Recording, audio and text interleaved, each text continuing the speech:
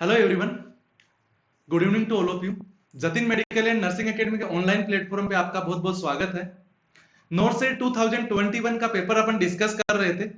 अपन ने कुछ questions shift first का पेपर है वो डिस्कस कर लिया था। अब अपन शिफ्ट सेकंड का पेपर डिस्कस करेंगे और जो कि 2 बजे से लेके 5 बजे तक था। ओके, तो चलो स्टार्ट करते हैं अपन। Question number 1। देखो यहाँ पे जो भी अपन क्वेश्चन कर रहे हैं वो सारा मेमोरी बेस्ड पेपर है, तो एग्जैक्ट तो मिलना पॉसिबल नहीं है, बल्कि हमने कोशिश की है कि जो क्वेश्चन की लैंग्वेज और ऑप्शंस है वो जैसे एग्जाम में आया था उसके जैसा ही हो, बट कंप्लीटली एग्जैक्ट मिलना थोड़ा पॉसिबल नहीं होता है। ओके, बल्कि यहाँ पे आपको आंसर जरूर मिल जाएंगे, सभी क्वेश्चंस के आपके आंसर मिल जाएंगे, ऑप्शन सारे मिलना थोड़ा पॉसिबल नहीं होता है। Which size of Foley's catheter used in adult female? Adult female के लिए किस साइज की फोलिज कैथेटर यूज करते हैं? Option A 8 to 10 French, option B 14 to 16 French, option C 16 to 18 French, option D 12 to 14 French. तो दोस्तों, जब एडल्ट फीमेल की बात हो रही है, अपने एडल्ट फीमेल की बात हो रही है, और एडल्ट फीमेल के लिए 14 to 16 फ्रेंच की जो फोलिज कैथेटर होती है वो वहां पे यूज की जाती है। और इसके अलावा ऑप्शन ए में 8 से 10 फ्रेंच है, वो यहाँ पीडियाट्रिक्स यूज के लिए या फिर चाइल्ड्स के लिए यूज की जाती है। क्लियर है? तो यह इसका राइट आंसर क्या हो गया? ऑप्शन बी हो गया। नेक्स्ट क्वेश्चन पे मूव होते हैं। क्वेश्चन नंबर 2 आपकी स्क्रीन पे है। 101.2 degree Fahrenheit convert in Celsius. 102.2 degree Fahrenheit temperature है जिसको अपने को कन्वर्ट करना है सेल्सियस के अंदर।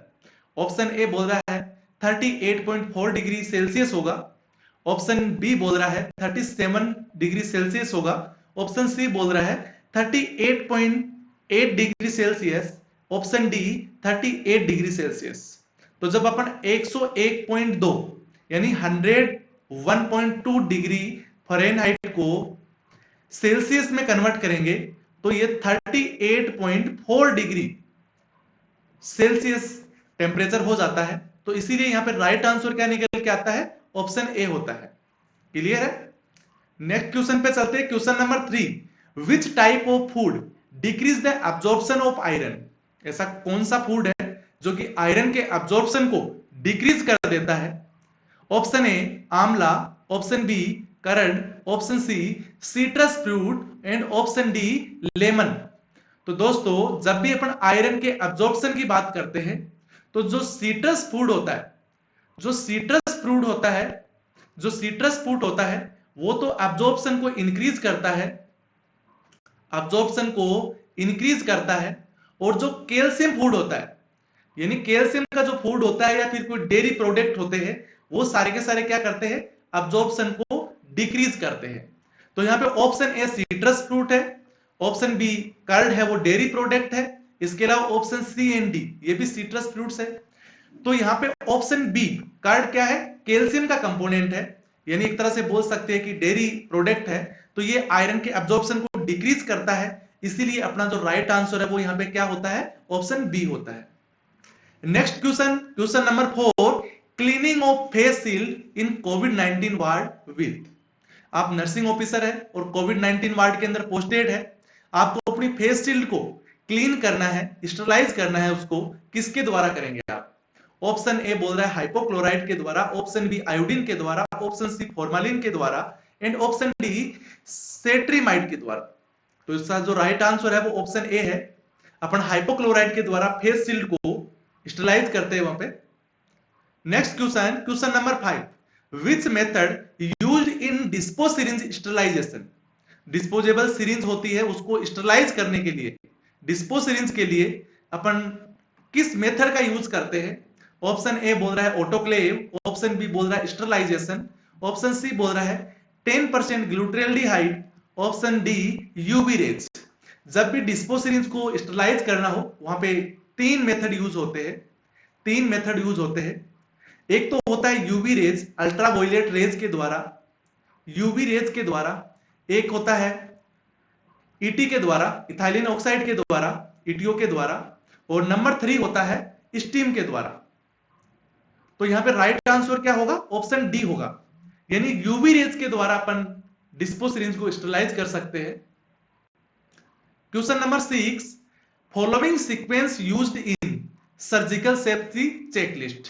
ऑपरेशन थिएटर के दौरान या ऑपरेशन के दौरान ऑपरेशन थिएटर के अंदर सर्जिकल चेकलिस्ट का यूज होता है, और सर्जिकल चेकलिस्ट के अंदर यहाँ पे कुछ कॉलम दिए गए, उनका सीक्वेंस पूछा गया है। जैसे ऑप्शन ए यहाँ पे बोल रहा है कि sign in, time out and sign out, इस सीक्वेंस में होगा। ऑप्शन बी बोल रहा है time out, sign out and check out होगा।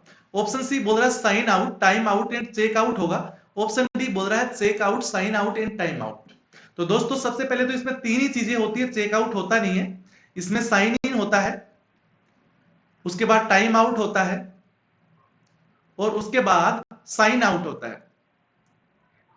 ये तीन ही यहाँ पे आर्टिकल्स होते हैं इसके अंदर, इन तीनों को कंप्लीट करना होता है, और उसका सीक्वेंस भी इसी तरीके से होता है ऊपर से नीचे की तरफ।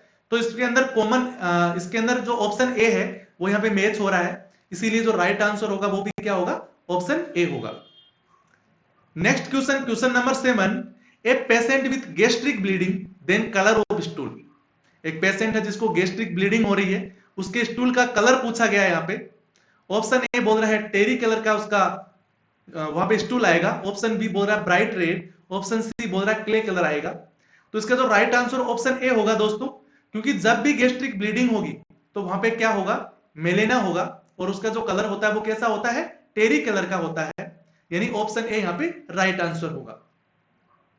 Next question, question number 8, axillary temperature in hypothermia neonate. एक नियोनेट है, उसका टेम्परेचर, एक्सिलरी टेम्परेचर कितना होता है कि उसको अपन हाइपोथर्मिया के अंदर कंसीडर करते हैं। Option A below 35.4 degree Celsius. Option B below 36 degree Celsius. Option C below 36.2 degree Celsius. Option D below 37 degree Celsius. तो दोस्तों जब एक्सिलरी टेम्परेचर एक नियोनेट का बिलो 35.4 डिग्री सेल्सियस या फिर इससे कम हो जाता है 35.4 डिग्री सेल्सियस से, तो उसको अपन किस में कंसीडर करेंगे, उसको अपन हाइपोथर्मिया के अंदर कंसीडर करेंगे, यानी इसका जो राइट आंसर है वो क्या होगा, ऑप्शन ए होगा। नेक्स्ट क्वेश्चन के अंदर बात करते हैं, question number 9, following condition is called secondary PPH. Secondary PPH किसको बोलेंगे, उसकी कंडीशंस पूछी गई है। ऑप्शन ए बोल रहा है ब्लीडिंग पर vaginal after 24 hours to 3 week. Option B बोल रहा है ब्लीडिंग पर vaginal after 48 hours to 1 week. Option C बोल रहा है ब्लीडिंग पर vaginal after 24 hours to 2 week. Option D बोल रहा है ब्लीडिंग पर vaginal after 24 hours to 6 week. तो जो सेकेंडरी पीपीएच है इसके बारे में पूछा गया, उसके टाइम ड्यूरेशन के बारे में पूछा गया है। पीपीएच दो तरह का होता है, एक प्राइमरी होता है, एक सेकेंडरी होता है, यानी प्राइमरी होता है, एक सेकेंडरी होता है।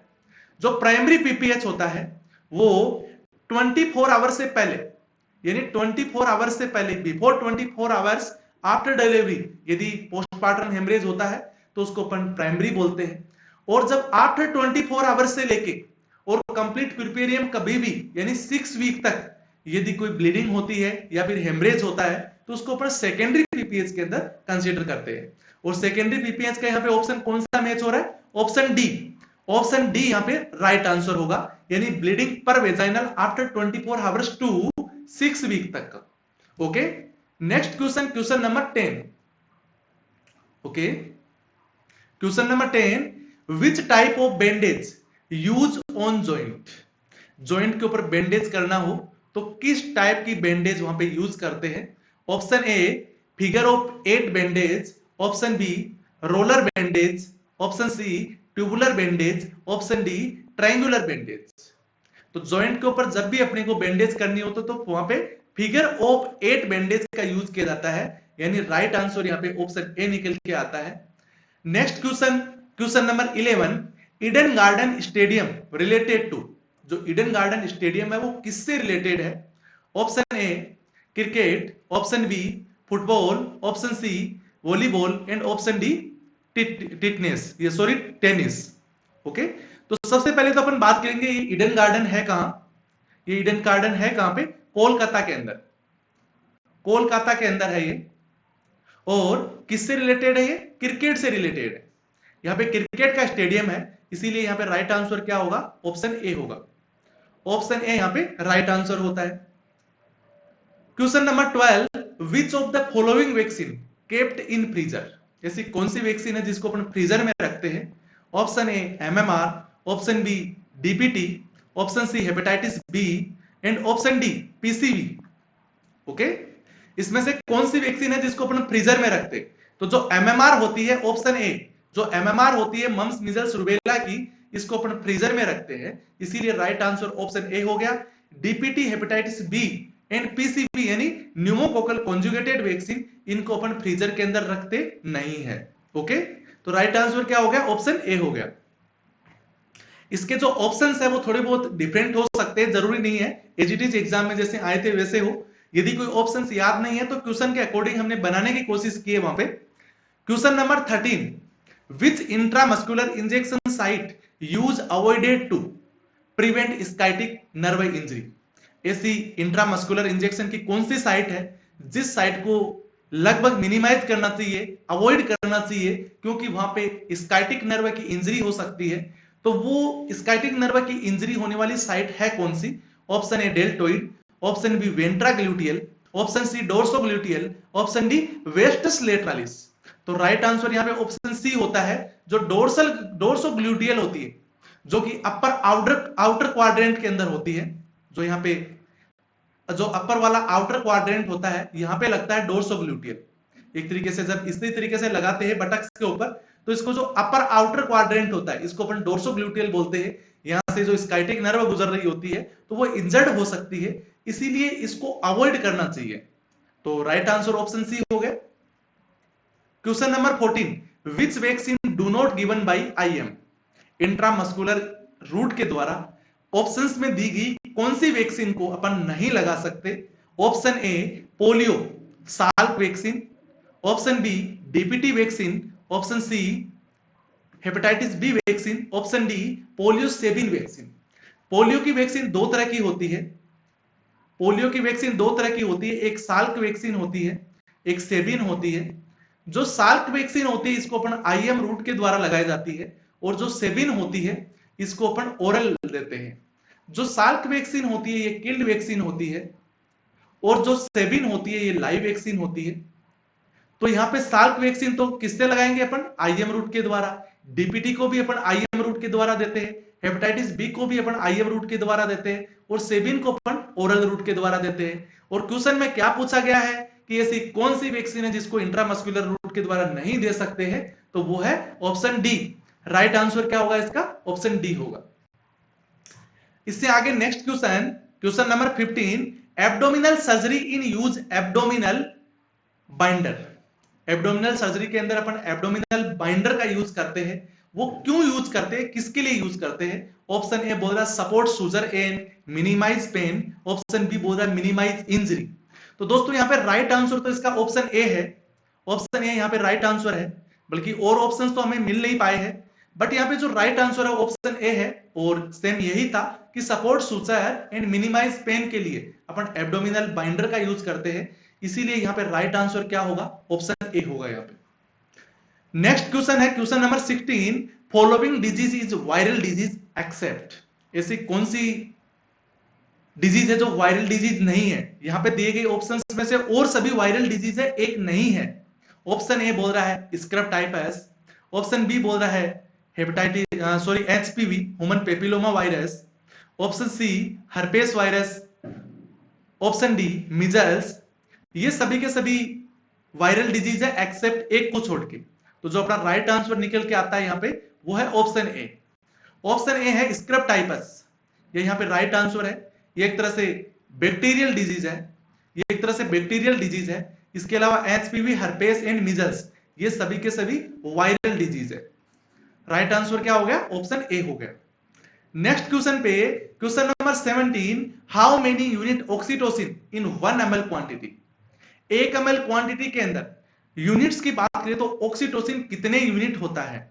Option A 2 unit, option B 5 unit, option C 10 unit, option D 15 unit.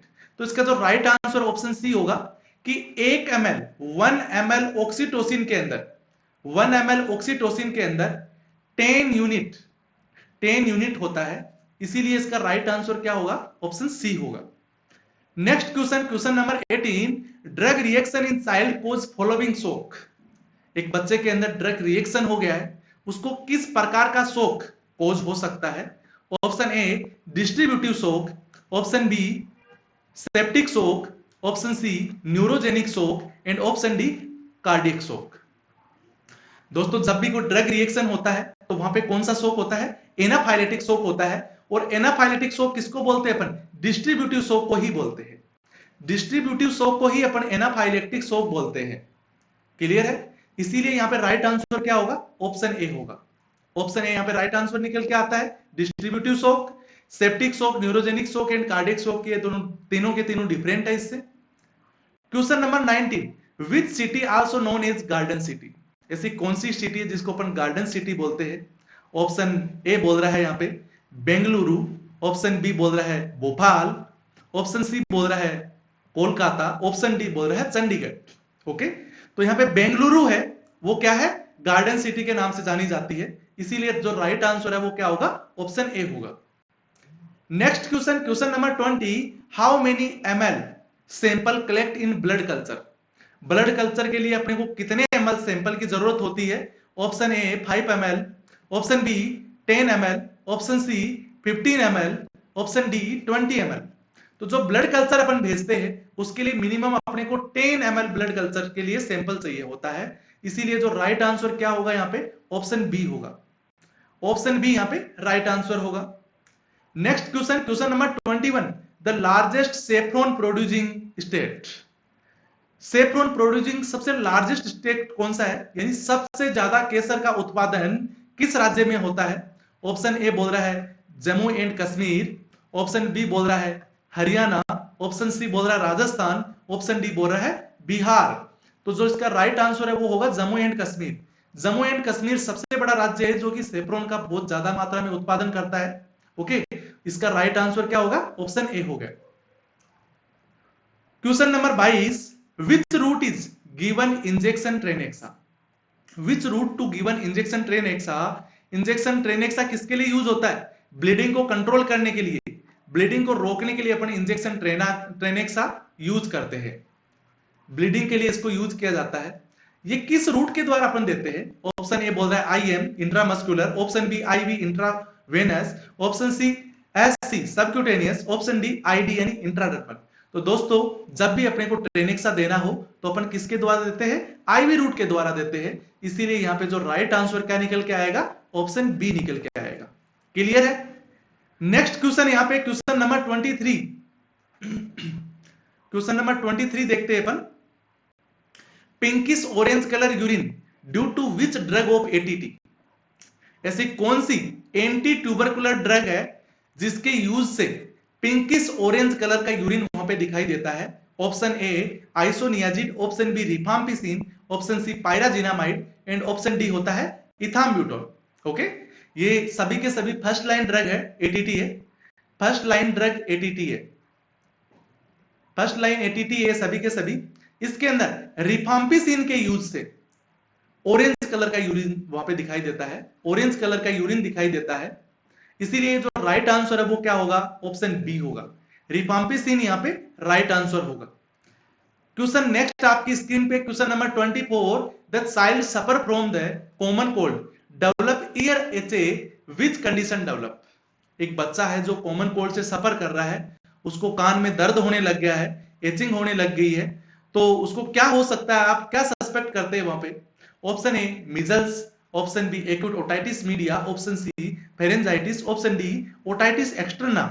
तो दोस्तों जब भी कॉमन कोल्ड होता है तो वहां पे स्टार्चेन ट्यूब वगैरह है, वहां पे इन्फ्लामेशन हो जाता है और जो ईयर का जो ड्रेनेज सिस्टम है वो नहीं हो पाता है प्रॉपरली, इसलिए वहां पे फ्लूइड कलेक्शन होकर ब्लॉकेज हो जाती है स्टार्चेन ट्यूब और वहां पे पस फॉर्म होने लग जाता है, जिसको अपन एक्यूट ओटाइटिस मीडिया बोलेंगे। इसीलिए जो राइट आंसर क्या निकल के आएगा? यहाँ पे ऑप्शन बी आएगा। Next question, question number 25, which of the following is killed inactivated Covid vaccine. यहां पे दी गई जितनी भी वैक्सीन है इनमें से कौन सी वैक्सीन है जो कि किल्ड इनएक्टिवेटेड कोविड-19 का वैक्सीन है? Option A Covishield, option B Covaxin, option C AstraZeneca, option D Moderna. तो दोस्तों कौन सी वैक्सीन है? जो किल्ड इनएक्टिवेटेड वैक्सीन है। इसका जो राइट आंसर ऑप्शन बी होगा, कोवैक्सीन। जो कोवैक्सीन है वो किस टाइप की वैक्सीन है? किल्ड इनएक्टिवेटेड कोविड वैक्सीन है। तो अब तक अपन ने 25 क्वेश्चन डिस्कस कर लिए। इससे आगे के जो क्वेश्चन है वो नेक्स्ट वीडियो में डिस्कस करेंगे। आप इस चैनल पे नए हैं तो चैनल को सब्सक्राइब जरूर करना और वीडियो को सभी के सभी लोग लाइक जरूर करना, अपने फ्रेंड सर्किल में शेयर भी करना। ओके, तो मिलते हैं नेक्स्ट क्लास के अंदर। Bye bye.